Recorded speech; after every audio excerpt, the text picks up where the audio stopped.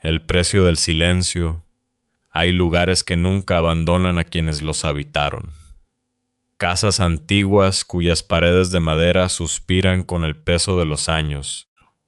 Sótanos que guardan en su penumbra el eco de secretos familiares. Y pasillos donde el aire se enfría sin motivo aparente, como si un aliento helado del pasado se negara a desaparecer.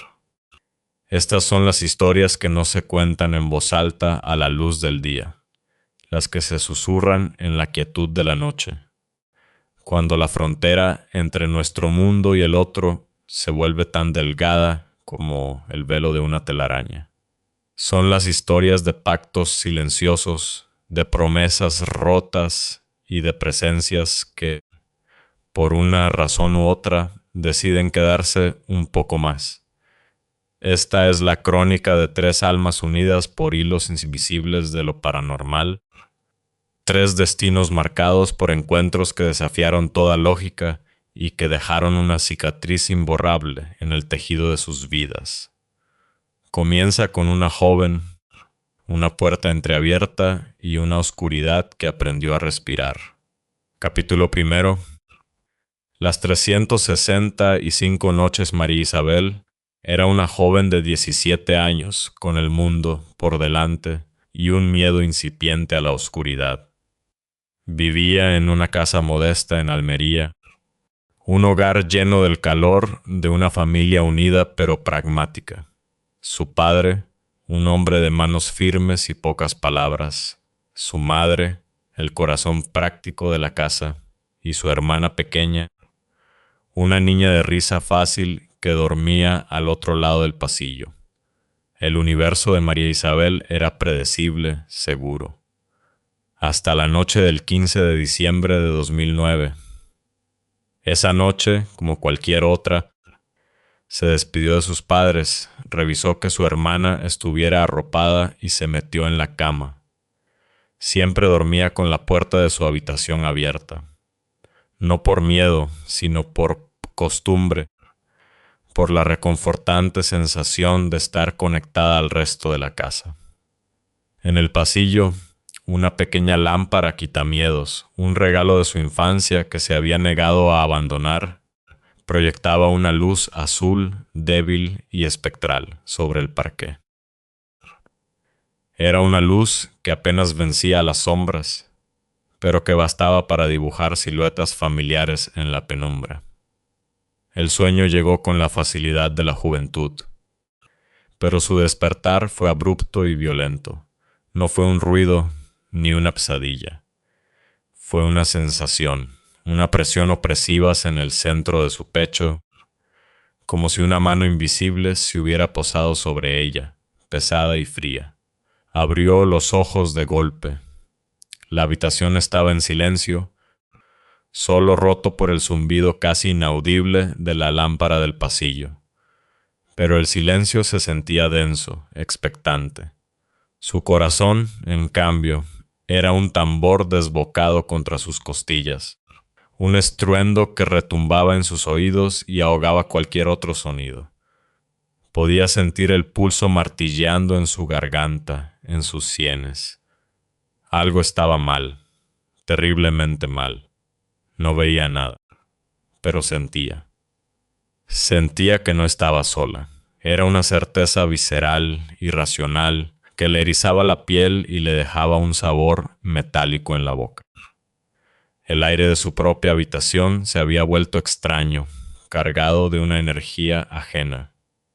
Su única reacción, un instinto primario e infantil, fue tirar de la manta hasta cubrirse la cabeza, creando una pequeña fortaleza de tela. Acurrucada en la oscuridad autoimpuesta, con los ojos cerrados con tanta fuerza que veía destellos de colores, solo pudo hacer una cosa: rezar en silencio y desear con cada fibra de su ser que amaneciera. Pensó que sería un mal sueño, una noche de indigestión, el estrés de los exámenes. Pero la noche siguiente, la sensación volvió. La misma presión en el pecho, el mismo corazón galopante, la misma certeza aterradora de una presencia invisible. y la noche después de esa, y la siguiente. Cada noche, sin excepción, la pesadilla se repetía, el ritual comenzaba. Se despertaba en mitad de la madrugada, con el cuerpo bañado en un sudor frío y la respiración entrecortada. El miedo se había convertido en su compañero de cama. Empezó a ver cosas, o creía verlas. Movimientos fugaces en la periferia de su visión, sombras que se deslizaban por las esquinas de la habitación justo cuando giraba la cabeza. Eran tan rápidos, tan sutiles, que su mente racional luchaba por descartarlos como un simple juego de la luz y la oscuridad. Pero su instinto gritaba que eran reales. El sueño, que antes era un refugio, se transformó en una cámara de tortura. La hora de ir a la cama se convirtió en el peor momento del día. El pánico la atenazaba.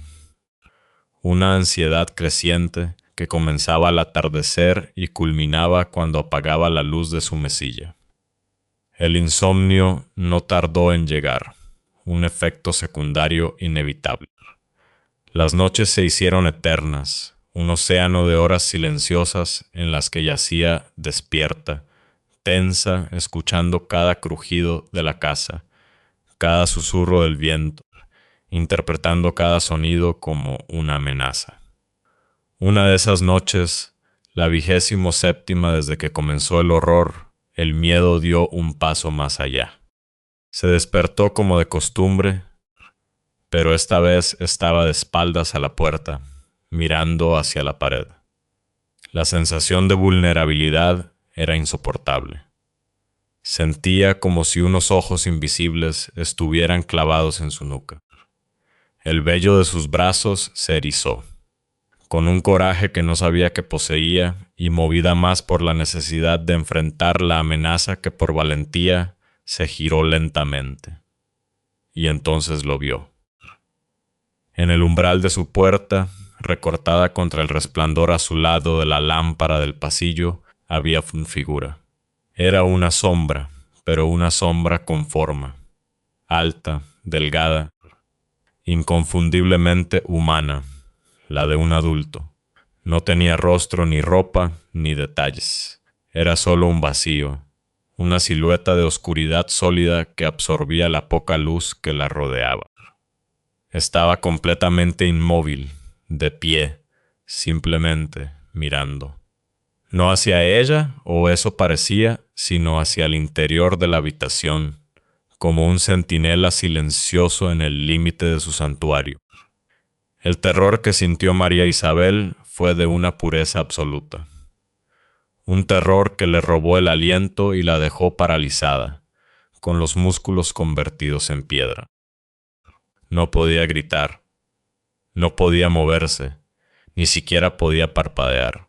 Su mente se quedó en blanco, toda su existencia reducida a ese único punto de enfoque, la figura en la puerta, la luz azul que antes le parecía reconfortante, ahora bañaba la escena con un aire macabro, haciendo que la silueta negra resaltara aún más, como un agujero en la realidad.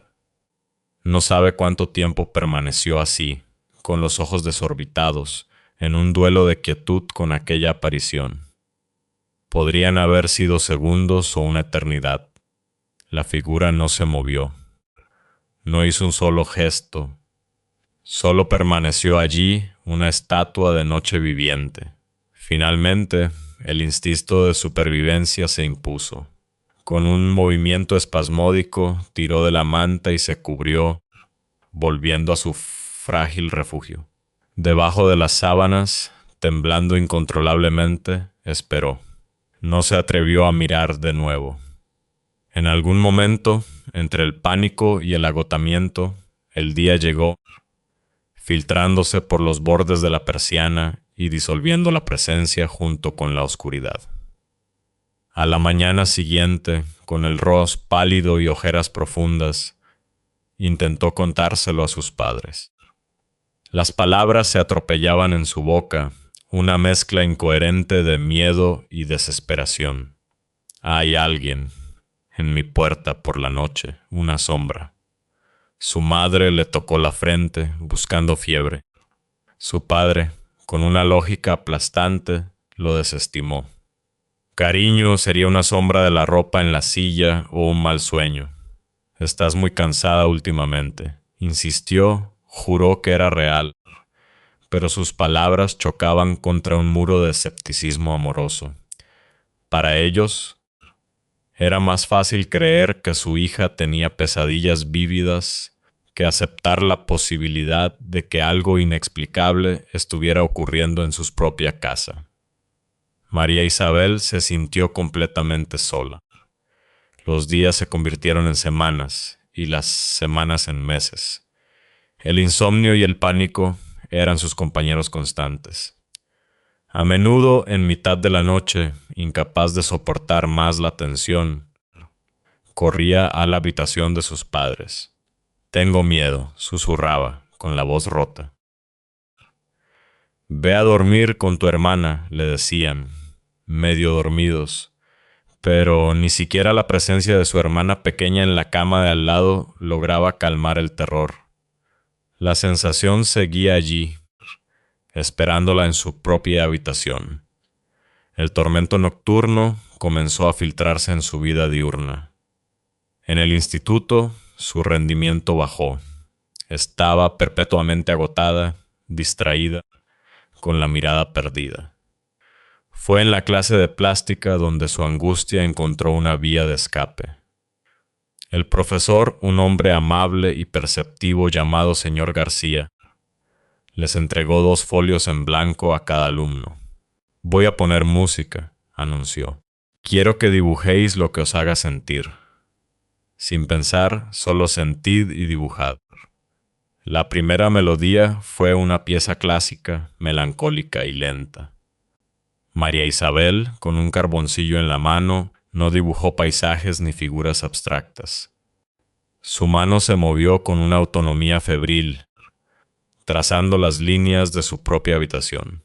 La cama, la ventana y en el umbral de la puerta, la silueta oscura y ominosa. El dibujo era crudo, infantil, pero cargado de un miedo palpable. Para la segunda canción, una pieza más caótica y disonante, no dibujó nada. Tomó el carboncillo y, en el centro del folio inmaculado, escribió una sola palabra con letras grandes y temblorosas. Nada. Al final de la clase, entregó sus 2 folios. Unos días después, en mitad de la clase de historia, la puerta se abrió. Era el señor García. «Disculpe, ¿podría María Isabel salir un momento? Necesito hablar con ella». El corazón de la joven se detuvo. ¿Qué había hecho? Siempre había sido una alumna ejemplar. El murmullo de sus compañeros la siguió mientras salía al pasillo. El profesor la guió a un pequeño despacho, un lugar silencioso que olía a libros viejos y café. Sobre la mesa estaban sus 2 dibujos. El señor García la miró con una amabilidad que casi la hizo llorar. «María Isabel, ¿quieres contarme qué significa esto?». Le habló con una delicadeza que desarmó sus defensas, y ella habló. Le contó todo: las noches, la presión en el pecho, la sombra, el miedo constante. El profesor la escuchó sin interrumpir, con una expresión de profunda preocupación. «Creo que esto es algo muy serio para ti», dijo finalmente. «A veces, cuando pasamos por cosas difíciles, necesitamos hablar con alguien que pueda ayudarnos a entenderlas, un profesional. ¿Has hablado de esto con tus padres? Quizás podrían llevarte a un psicólogo». La palabra psicólogo sonó como una sentencia. «No estoy loca», susurró ella a la defensiva. «No he dicho eso», replicó él suavemente. «Solo digo que necesitas ayuda, y yo no soy la persona adecuada para dártela». Agradecida por su interés pero avergonzada, le prometió que hablaría con sus padres. Esa tarde se lo contó a su madre. mencionando la sugerencia del profesor. La reacción de su madre fue de indignación. ¿Un psicólogo? Mi hija no necesita ningún psicólogo. Tú estás perfectamente. Son solo tonterías de la edad. El tema quedó zanjado. El señor García nunca volvió a mencionarlo, pero de vez en cuando le dirigía una mirada cargada de una preocupación impotente.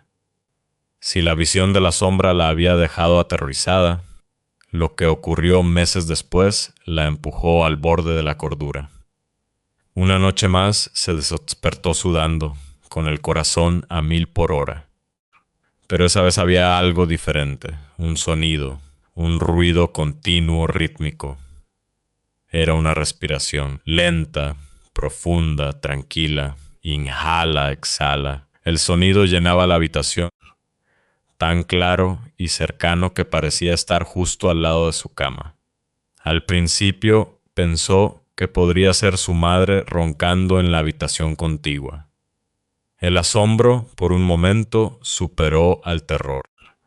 Decidió levantarse y comprobarlo. Tenía que saber de dónde venía ese sonido. Con las piernas temblorosas, se puso de pie. Su plan era ir a la habitación de sus padres y usar el miedo como excusa, como tantas otras noches. Pero justo cuando su pie cruzó el umbral de la puerta, saliendo al pasillo, el sonido cesó. Silencio absoluto. Aquello la desconcertó, me lo he imaginado. Dudó un instante en el pasillo. La casa estaba en calma. Suponiendo que su mente le estaba jugando una mala pasada, se dio la vuelta y volvió a entrar en su habitación. En el momento en que su cuerpo estuvo de nuevo dentro de las 4 paredes, la respiración regresó. Inhala, exhala. El pánico la golpeó con la fuerza de una ola. Se quedó helada. Era posible, salió de nuevo de la habitación. El sonido se detuvo. Dio un paso hacia atrás, volviendo a entrar. El sonido comenzó. Un paso adelante, al pasillo. Silencio. Un paso atrás, a su cuarto.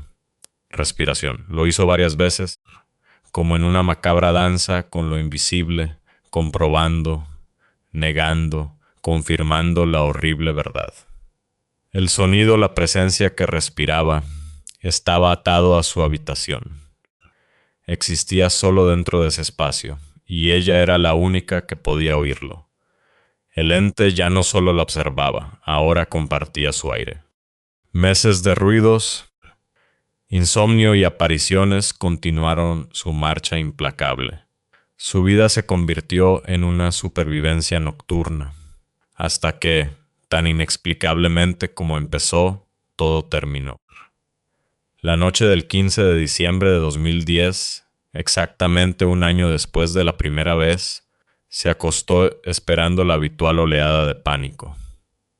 Pero no llegó. Se durmió profundamente y, por primera vez en 365 noches, durmió en paz hasta la mañana siguiente. La presión había desaparecido. El silencio de la casa era, de nuevo, un silencio normal. La presencia, fuera lo que fuera, se había ido. La había liberado. Desde entonces, María Isabel desarrolló una sensibilidad especial hacia el mundo paranormal, como si aquel año de terror le hubiera abierto una puerta en la percepción. Pero la pregunta que la atormentaría para siempre seguía sin respuesta. ¿Qué fue aquello? ¿Un ser querido vigilándola? Imposible, todos estaban vivos. ¿Un mal de ojo, la envidia de alguien materializada en una entidad maligna? ¿O algo mucho más antiguo y oscuro que, por un capricho del destino, decidió anidar en su habitación durante un año exacto? Nunca lo sabría. Solo sabía que durante 365 noches no había estado sola. Y ese conocimiento, como una sombra persistente, nunca la abandonaría del todo. Capítulo segundo. La promesa rota. No todos los espíritus atormentan sin motivo. Algunos regresan con un propósito, con un mensaje nacido de una promesa rota.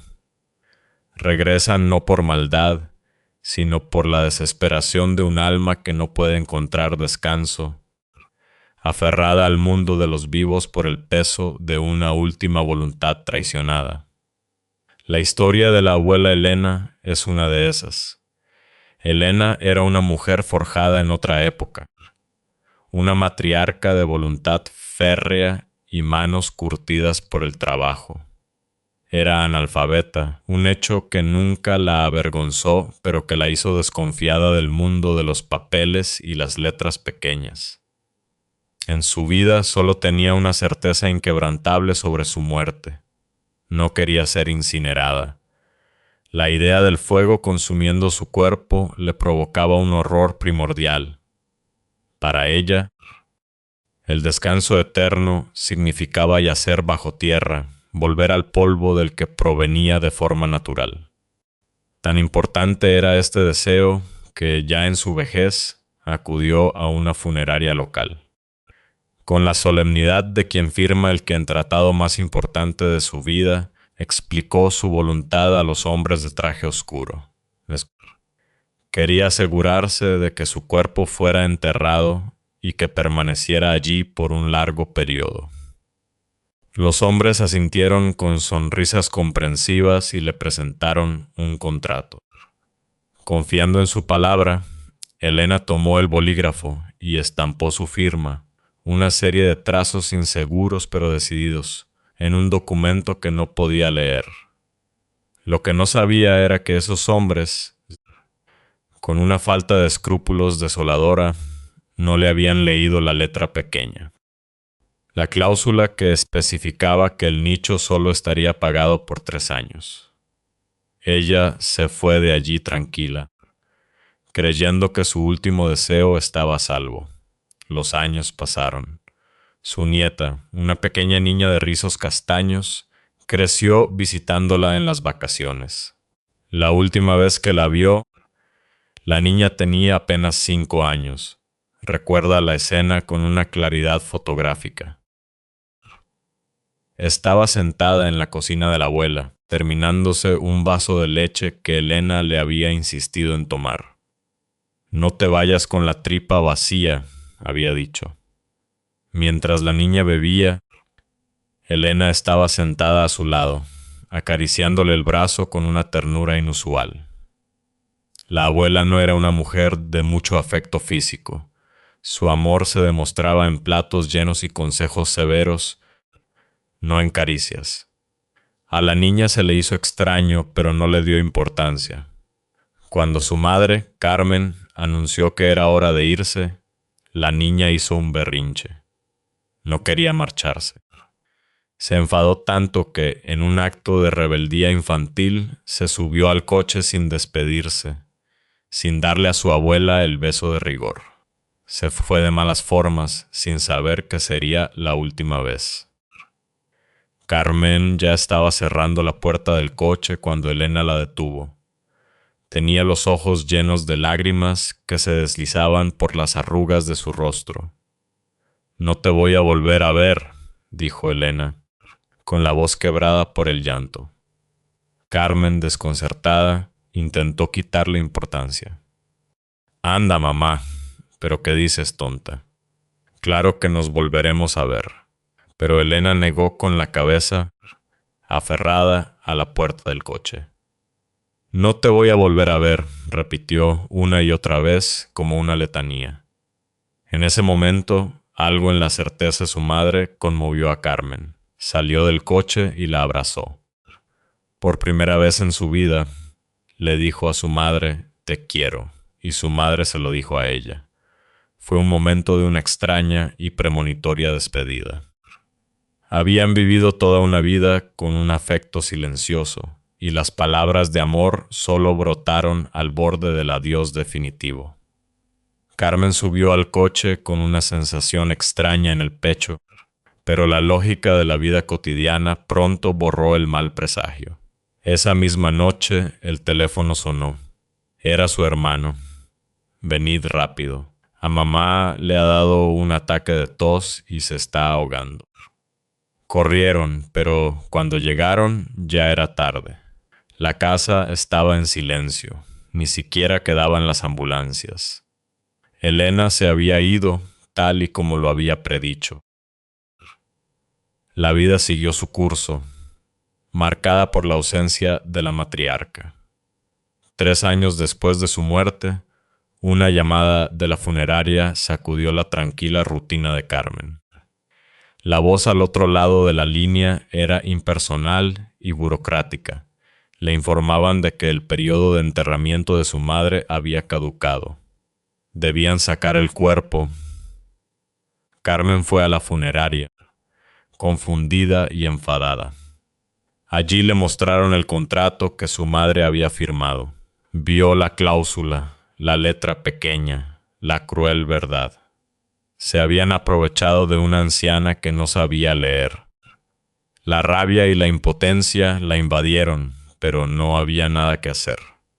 Legalmente no tenían opción, y la única alternativa que les ofrecían, la única que podían permitirse, era la incineración. El día que incineraron a Elena, el corazón de Carmen era un nudo de culpa y tristeza. Sabía que estaba traicionando el deseo más profundo de su madre. Volvió a casa destrozada, con las cenizas de su madre en una urna fría e impersonal. El peso del sacrilegio la aplastaba. Fue entonces cuando la casa comenzó a rebelarse. Entró en la cocina para servirse una taza de té, buscando un poco de consuelo en la calidez de la bebida. Apenas había cerrado la mano alrededor del asa de la taza de porcelana cuando ésta estalló, haciéndose añicos sin ninguna razón. Los trozos de cerámica y el té hirviendo le quemaron la piel. Sorprendida y dolorida, fue al baño para curarse la mano. Al entrar, un crujido ensordecedor la hizo saltar. La taza del váter, de losa maciza, se había partido por la mitad, como si la hubiera golpeado un mazo invisible. El agua comenzó a derramarse por el suelo. El terror empezó a reptar por su espalda. Más tarde, mientras intentaba limpiar el desastre, la ducha empezó a perder agua a borbotones, inundando el pequeño cuarto de baño. Los fenómenos se sucedían, cada uno más inexplicable que el anterior. Cuando intentaba servirse un vaso de agua, éste salía disparado de su mano, como si una fuerza invisible se lo arrancara, estrellándose contra el suelo. El televisor se encendía y apagaba solo, mostrando una pantalla de interferencias y estática crepitante. Los objetos caían de las estanterías sin que nadie los tocara. Libros, marcos de fotos, pequeños adornos. Durante días, la casa fue un caos de fenómenos poltergeist. No era una presencia sutil. Era una manifestación de furia, de una rabia incontenible que sacudía los cimientos de su hogar. Carmen vivía en un estado de miedo constante. Sabía, con una certeza que le helaba la sangre, de dónde provenía todo aquello. Era su madre. Era la ira de Elena, desatada desde el más allá por la promesa rota. Una tarde, desesperada, al borde de un ataque de nervios, después de que el último vaso de la casa se hiciera añicos contra la pared, Carmen no pudo más. Se plantó en medio del salón, con lágrimas de frustración y miedo corriendo por sus mejillas, y miró hacia el techo. «Madre, ya basta», gritó, con toda la fuerza de sus pulmones. «Sé que no es lo que querías, pero no tenía otra opción. Lo siento, mamá».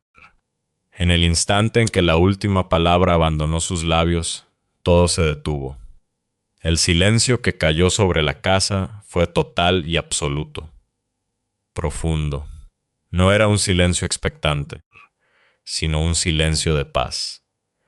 La tensión que había cargado el aire durante días se disipó como el humo. En ese momento, Carmen sintió una brisa fresca y suave que le acarició el rostro, a pesar de que todas las ventanas estaban cerradas. Y con esa brisa, una abrumadora sensación de alivio y perdón la invadió. Supo, sin lugar a dudas, que su madre la había escuchado. Su ira no había sido contra ella, sino contra la injusticia. Solo necesitaba que su hija reconociera su dolor, que le pidiera perdón por no haber podido cumplir su última voluntad. Con ese grito desesperado, Carmen había cerrado el ciclo.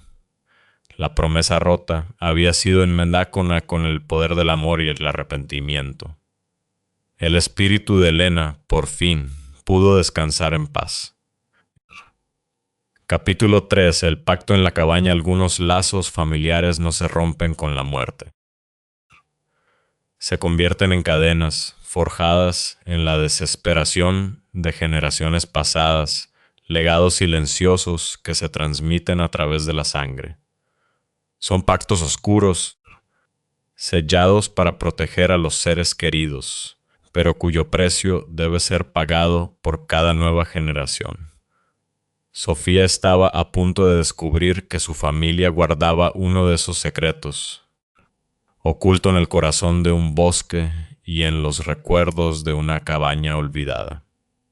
Hace unos veranos, Sofía, o Sofita como la llamaba su abuela, decidió visitar la antigua cabaña familiar. Estaba enclavada en un bosque espeso a las afueras de un pequeño pueblo del norte de España. Aquel lugar había sido su refugio de la infancia, el escenario de veranos dorados llenos de risas, juegos de escondite entre los árboles y las fascinantes historias que su abuela le contaba al calor de la chimenea.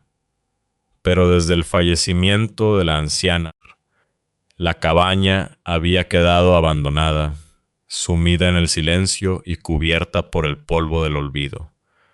Mientras su coche se adentraba por el camino de tierra, sintió una brisa fresca y curiosa que se colaba por la ventanilla.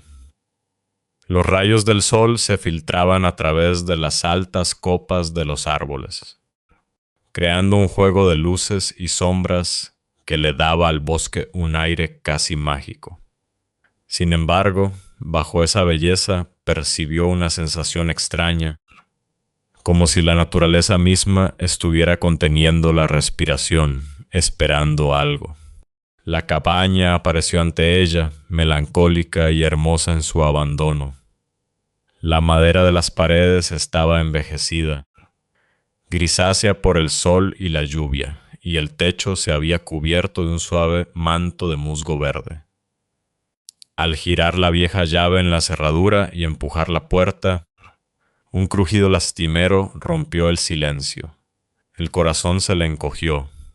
El interior estaba tal y como lo recordaba, solo que cubierto por una fina capa de polvo que lo envolvía todo en una atmósfera de tiempo detenido. El aire olía a madera vieja, a tierra húmeda y a nostalgia. Mientras exploraba las habitaciones, sus dedos rozaban los muebles cubiertos por sábanas blancas, como fantasmas esperando ser despertados. Las paredes estaban adornadas con fotografías familiares que capturaban momentos felices de un tiempo pasado. Pero una foto en particular capturó su atención. Era un retrato de su abuela en su juventud. Su mirada era intensa, casi penetrante, y por un instante, Sofía tuvo la inquietante sensación de que aquellos ojos pintados en sepia intentaban decirle algo importante, una advertencia silenciosa desde el otro lado del tiempo. Decidió bajar al sótano. Recordaba que allí se guardaban cajas con objetos y recuerdos familiares. La puerta del sótano se abrió con un gemido agudo. El ambiente al bajar las escaleras de madera se tornó denso frío. La luz de la única bombilla que colgaba del techo era débil y apenas iluminaba el espacio, dejando las esquinas sumidas en una profunda oscuridad. El olor a humedad y a tierra era más fuerte aquí abajo.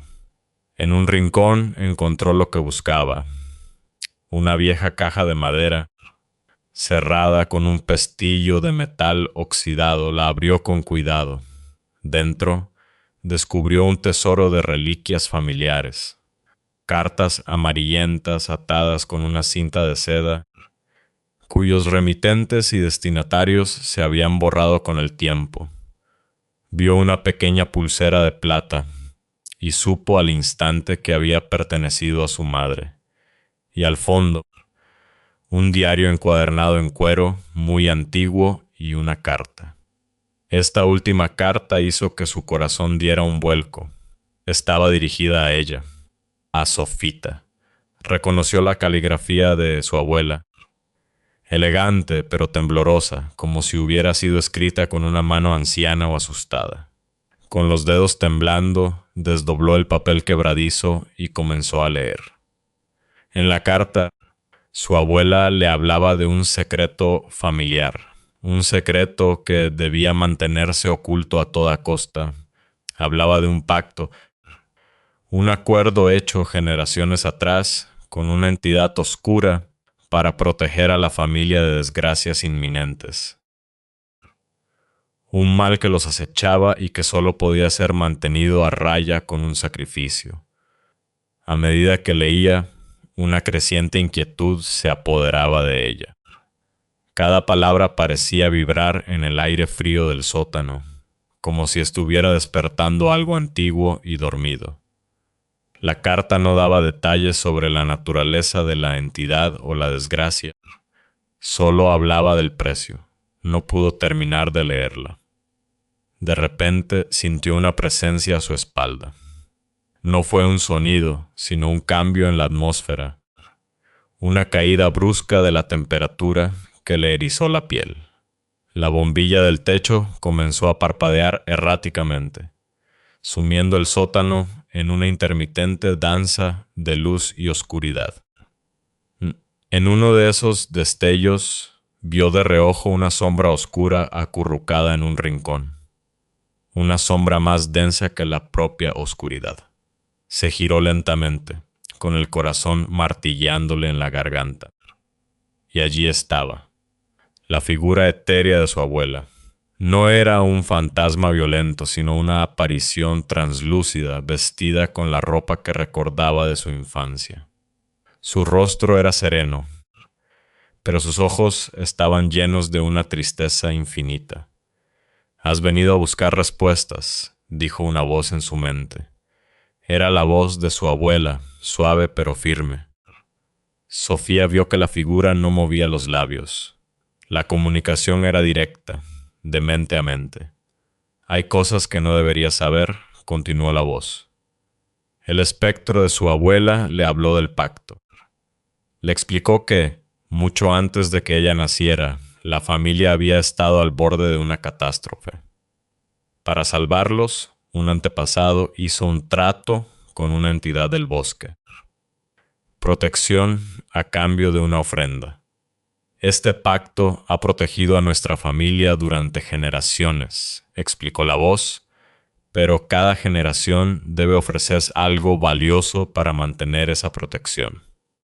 El pánico comenzó a apoderarse de Sofía mientras las piezas encajaban en su mente. Miró los objetos en la caja, el diario antiguo, la pulsera de su madre. Eran las ofrendas. ¿Qué?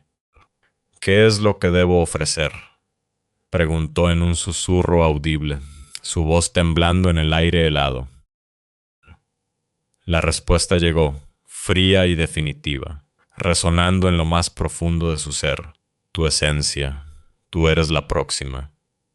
En ese instante sintió un tirón doloroso en el centro de su pecho, como si algo invisible estuviera tratando de arrancar un pedazo de su alma. Un dolor que no era físico, sino espiritual. Era el precio. Debes decidir, continuó la voz de su abuela, mientras su figura comenzaba a desvanecerse, volviéndose más transparente. ¿Protegerás a tu familia o romperás el ciclo y los condenarás al horror que nos ha atormentado durante tanto tiempo?